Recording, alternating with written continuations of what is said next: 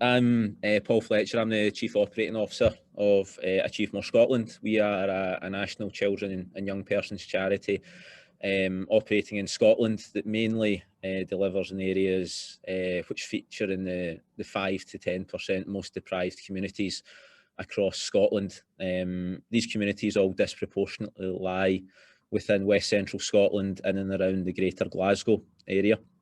And our work involves specifically working with children and young people through the provision of community-based activities, mainly sport and physical activity, to engage them in something more positive, to divert them away specifically from negative lifestyle choices. If not too many people are aware, Glasgow, unfortunately, for a long time, although it's got much better, has had very historic problems with knife crime, with alcohol abuse, with drug misuse. And unfortunately, the drug misuse continues to a very high level, where we have by far the highest number of deaths across the developed world per head of population in relation to the number of people dying from drug overdose. These are some of the very unfortunate circumstances that we have to work in, that we try to specifically work with children and young people, both through diversionary activities, football, dance, gymnastics, volunteering opportunities, to divert them away from a life of alcohol or drugs or crime or unemployment. The activities we deliver are very much driven by what the children and young people want from the communities and areas in which we work in.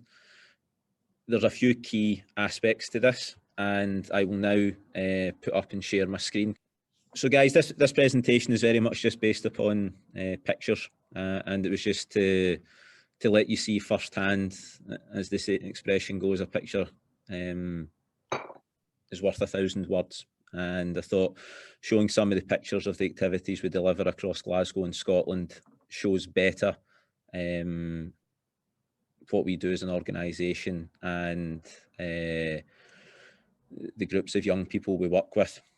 As Zoom's going through it, that picture that's specifically up right now, there's an area of Glasgow known as Govan Hill.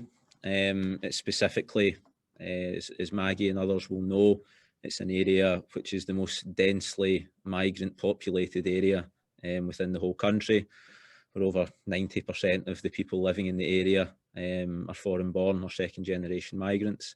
And as you can see in the picture, we work very closely with the Roma community in this area in particular to engage them in community-based activities. It's an area that's notorious for having issues with alcohol and drugs and crime and other problems, and it's about engaging the children and young people at as early an age as possible to ensure that they have opportunities to participate in things which are freely accessible and something that they genuinely want to participate in. The next picture that's been followed up again, we've got a very big dance and gymnastics programme, which again, it's all free. It's provided in local communities. It specifically targets children from ages 5 up through 20. And for those older participants, engage them more in volunteering opportunities, with the idea being that those who participate in the activities ultimately end up becoming volunteers, workers, and leading the sessions within their own communities. So it takes them from a very early age all the way through to working for the organisation full time. And at present, of the almost 40 staff we now have working for the organisation on a full-time basis, the 60 sessional workers and the 100 or so volunteers, about 85 to 90% of the young people and those who work for the organisations come from the areas that we work in. Because the whole idea is that people within the communities have the solutions to overcoming the barriers that they face at a local level. In this next picture is another example of a European project we're part of. We take part in a number of European projects with partners across Germany, Spain, Greece, Italy and elsewhere, and we regularly have youth exchanges. We take part in strategic partnerships, and this was one such project with partners from Spain and Germany, and it was specifically to engage with young people from a migrant background. So as you can see in this picture, it's young people who originally came from Syria, who came from Iraq, who came from Venezuela, who came from Colombia, and other parts of the world, and vice versa. When we carry out exchanges with other partners, we were sending groups to Germany, specifically from Angola, Congo, Sierra Leone, Nigeria, as we engage specifically with a lot of young people from those backgrounds. And one thing that's quite unique about our organisation is we roughly deal with about 3,000 to 4,000 children and young people every single week in the communities. Again, everything is free. And where 1 in 8, roughly, give or take, 1 in 7 people living in Glasgow comes from a foreign background or a migrant background, roughly 40 to 50% of those we engage with come from a migrant background. And one thing I wanted to flag up that I don't really think has been spoke about much today, but I think is very important to make reference to, is the impact that poverty has on these things. There's very different types of migration, and what we engage with specifically a lot of the time are families and young people who've emigrated to Scotland, a lot of the time through whether it's they're seeking asylum or they have moved here because they have wider family here, or they're escaping other situations which arise at home. As Leo said in the video earlier, Leo's originally from Somalia. Ahmed, who's in this picture wearing the green top, is also from Somalia, and we have a number of other staff who are from the same background. The number of migrants who live in absolute poverty in Glasgow or in West Central Scotland and they're not supported and integrated nearly well enough. And a lot of this falls on community organisations and NGOs to ensure that communities are integrated much better. Unfortunately, Glasgow still suffers very poorly from a lot of migrant families when they first come to the country being housed in very poor standard accommodation in the same housing estates and same communities. So they are disengaged from the get-go. They are not properly integrated into the community. And the number of examples that we can make reference to of families who have arrived in Glasgow who speak no English and are taken to their new house in Glasgow with a bus pass, not speaking the language, and they're left to fend for themselves.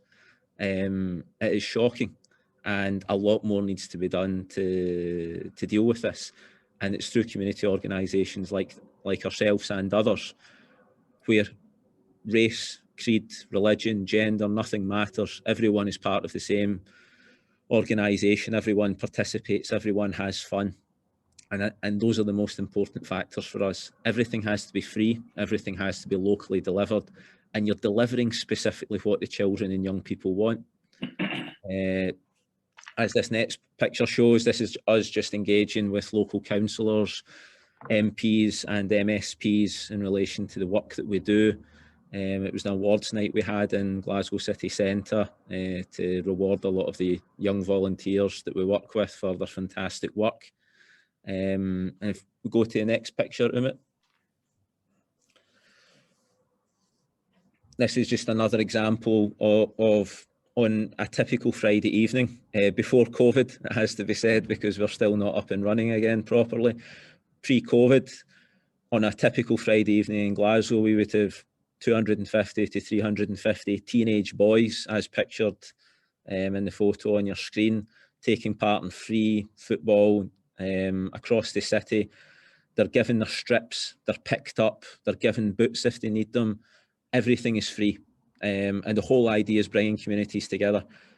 These are communities with different ethnicities, with different migrant status in relation to the number of people living in the community. We have parts of Glasgow where 100% are very much white, Indigenous, Scottish, and we have other communities as pictured in this photo here, like Kingsway in Glasgow or Red Road in Glasgow, which are historically areas where lots of migrants are housed when they first come to Glasgow in Scotland. And the whole idea for us is irrespective of the community you live in or where you've came from. Everyone is part of the same project. Everyone comes together. There is no separation. And this for me is one of my favourite pictures because it shows perfectly what we've been doing for the last decade. And no matter what your background is, you're all part of the same organisation. And in the next picture, again, this was a group of young people that got to go to Germany on a youth exchange as part of a migrant project.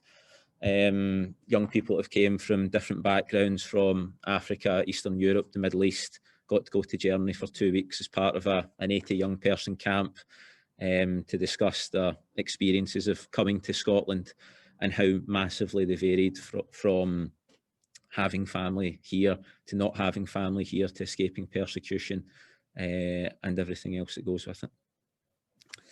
And the last picture, again, it very much just shows what we're about as an organisation. The whole idea is that the whole community comes together.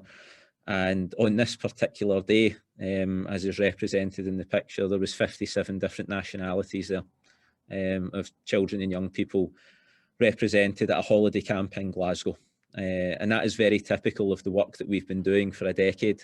And the best, by an absolute mile, the best tool to engage children and young people, not just from migrant backgrounds, but in general, is by ensuring you deliver free community activities that they want, and overwhelmingly so sport and physical activity in the communities in which we work in is what the children and young people want, whether it's football, whether it's dance, whether it's gymnastics.